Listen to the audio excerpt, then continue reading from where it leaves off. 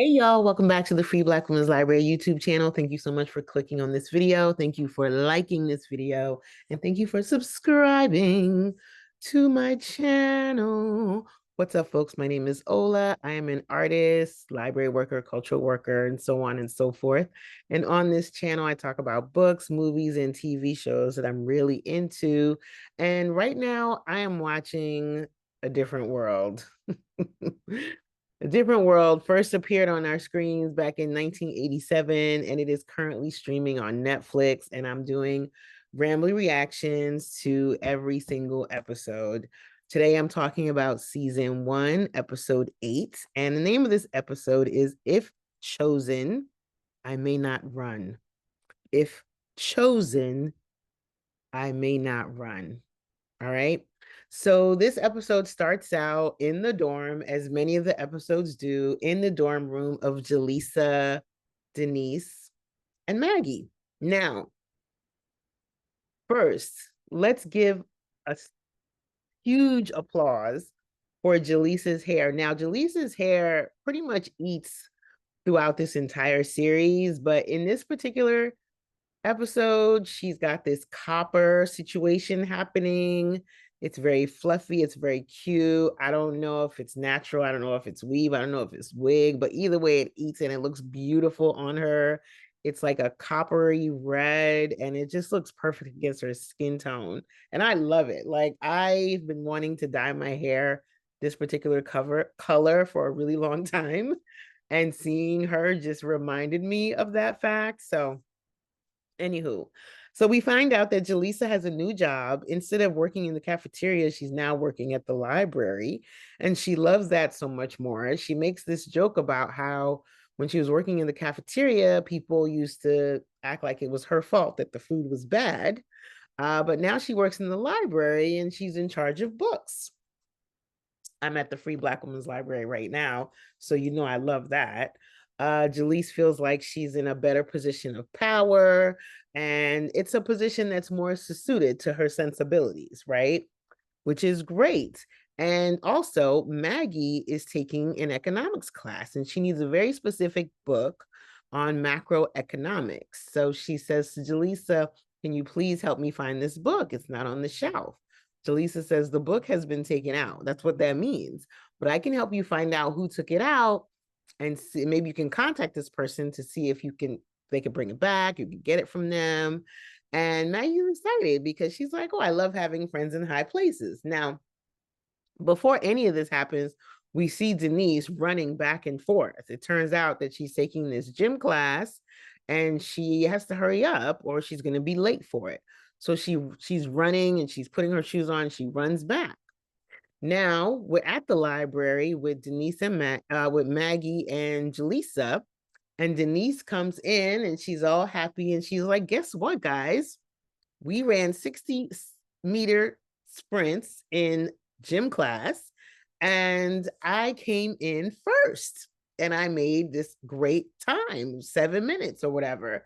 And I did so good that the gym teacher recommended me to the track coach. I ran for the track coach, and the track coach was so impressed that they asked me to join the track team. So Jaleesa's confused because she says, you hate running, you hate exercise, you hate doing things like this. Why are you excited about this, right? And Denise is like, oh, that's not the same thing. This is the track team. This is, if she feels like this just gives her a place of standing, right?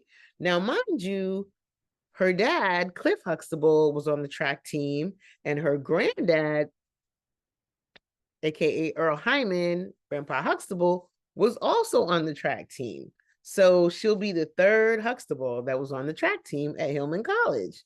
So she's feeling herself. She's excited because she feels like, oh, this is something that I could be proud of on this campus. This is something that'll help me kind of create a name for myself. Mind you, we have this trope of Denise being a failing student, somewhat of a space cadet, lost and confused, not really having any clear, real interest or directions or goals in life. So being an athlete, being on the track team, she finally has something that might give her a little bit of an anchor. So she's excited. She goes back to the dorm. She calls her dad. He doesn't believe it. So we have another crossover moment with Bill Cosby, where he's like, oh, kind of surprised, but also feeling very, very proud. So great. Denise is on the track team, and we see her loving herself, right? Then we have this next scene where everybody from Gilbert Hall is coming in, and the coach Sinbad is coming in. Everybody's like cheering, like Denise, Denise, Denise, cheering for her. And Stevie's like, oh wow, I guess you had a good, this was her first meet. I guess everything went well. And they're like, yeah, she came in sixth. And Stevie says, sixth? Y'all are celebrating?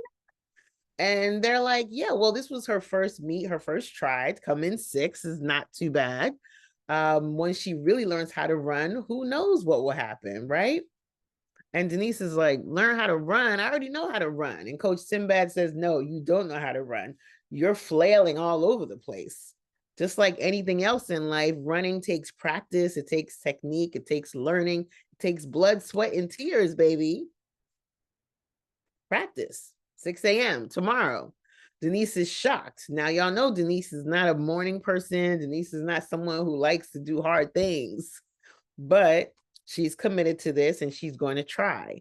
So we see a little bit of a different side of her in this episode, and we don't really visit this Denise being on the track team storyline again for the rest of the season, which is so frustrating and annoying. But either way, we get a little bit of that. So we have this next scene where Whitley is doing yoga in the lobby, and she's getting her yoga on. She's doing her shoulder stand. She's doing her plow. She's doing her up dog. Obviously, this actress, Jasmine Guy, takes yoga classes. I mean, she's a dancer. So she definitely knows how to stretch. She's very flexible, very limber. And Denise comes down the stairs, and she's just kind of standing there watching Whitley as she's doing all these stretches. And she's like, why are you doing yoga in the lobby? And Whitley says that she needs more room, more space. Okay. And she's like, well, I'm going to track practice. Mind you, Denise is wearing this cute, cute, cute autumn outfit, this like riding jacket and these beautiful trousers. How are you going to track practice in this beautiful outfit? Why aren't you wearing sweatpants and sneakers, Denise? And Whitley says, oh yes, I heard you're quite the lady athlete now, or athlete at least. You know, it wouldn't be Whitley if she didn't throw a little bit of shade. She also says somebody's got to come in last. Remember that.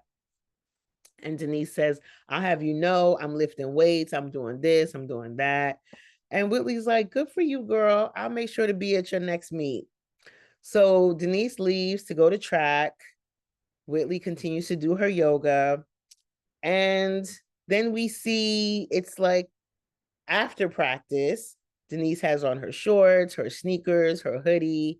She comes in, she looks very basic. You know, a lot of what I love about Denise, the character, is her style. Her fashion is so good. It was amazing on the Cosby Show, and it got even better when she was at Hillman on A Different World. So seeing her in sweatpants and shorts and sneakers is kind of a trip. But she's exhausted. She's worn out. She's tired. She doesn't like being on the track team. It's too much work, and she's ready to quit, right? Even though she's got this nickname, Engine, for the little engine that could. She's got this nickname. She's got all these people cheering for her, rooting for her. Her dad is so proud. Her family's so proud. But she's just like, I don't know if I could do this. Getting up at 6 a.m., all this running, all this strength training. She's like, Coach made us run up and down the steps of the stadium 60,000 times. And he kept telling me to lift my knees, lift my knees. So anything worth winning, anything worth having is worth working for, and nothing good comes easy, right? That's the lesson that Denise is learning right now, that greatness requires great work. But she's not into it. She's not into it, right? Even dad calls to check in on her to see how she's doing. She's all in pain and she's sore, but she pretends like everything is going well. We have this very cute moment with Denise and one of her teammates on the steps where they're talking. This actor, very handsome. I don't recognize him from anything else. We don't see him ever again. His name is Virgil. He's one of the track people on the track team. And Denise is telling him about how much she is worn out and not really loving being on the track team, right? And he lets her know that the way she feels, all of the people on the track team feel that way. Nobody loves being up at 6 a.m., running up and down flights of stairs, lifting weights every other day, not being able to eat whatever you want. Just, we don't love this, Denise. We do this because being on the track team gives us a sense of purpose, a sense of responsibility. People respect us. People automatically give us props because they know that what we're doing is a big deal. So she is kind of happy, surprised, and also happy to find out that the way she feels about track is not that different from the way other people feel about track. Even the people who are running better than her, running faster than her, doing much better than her, they also hate it. It turns out that they took the coach's favorite shirt and cut it into pieces, and each one of them has a piece that they hold onto because they can't stand him. And he gives Denise a little piece of the fabric of the coat. Yeah. So that ends that conversation. They decide to go get some pizza or hot dog or something. And Denise is like, wow, okay, this is good to know. The other cute moment that I kind of liked about this episode was that the girls did this thing. Denise, Maggie, and Jaleesa did this thing where it was like, name 5 songs that you are embarrassed to admit that you like. So they named these different songs like 9 to 5 by Dolly Parton, the theme song from Rocky. And Denise says, a song that I really like is Rockin' Robin. And it turns out that Maggie loves that song and Jaleesa loves that song. So they all kind of like sing it together. And it reminds me of the very first episode of Living Single when Khadijah and Maxine and Sinclair and Regine sang in the bathroom together. I believe they sang My Girl in the very first episode of the very first season of Living Single. It kind of reminded me of that. I love a cute, like, singing together moment among friends. So they all sang Rockin' Robin. Meanwhile, that book that Maggie has been wanting, she got a call that the person who has the book is holding it for her. If she wants to come get it, she can come now. So Maggie, you know, Maggie is our high strung, kind of frantic character. She's got her pajamas on. She runs out of there, and then she realizes she doesn't have her shoes on. So she runs back and gets her shoes. Then she realizes she doesn't have her keys in her coat. So she runs back again. But either way, that's how the episode ends. So it's a pretty simple episode. The highlights for me are Jaleesa's copper hair and that Rockin' Robin moment of singing, and also seeing Denise in very traditional kind of basic clothes. That was a bit of a trip. But yeah, so that was episode 8, season 1 of A Different World. If chosen, I may not run. And I will be back with some more Rambly reactions to some more TV shows, films, and books, as well as Different World season 1, episode 9. I'll see y'all then. Oh, and please like this video. Give it a thumbs up. All right, thanks. Bye, y'all.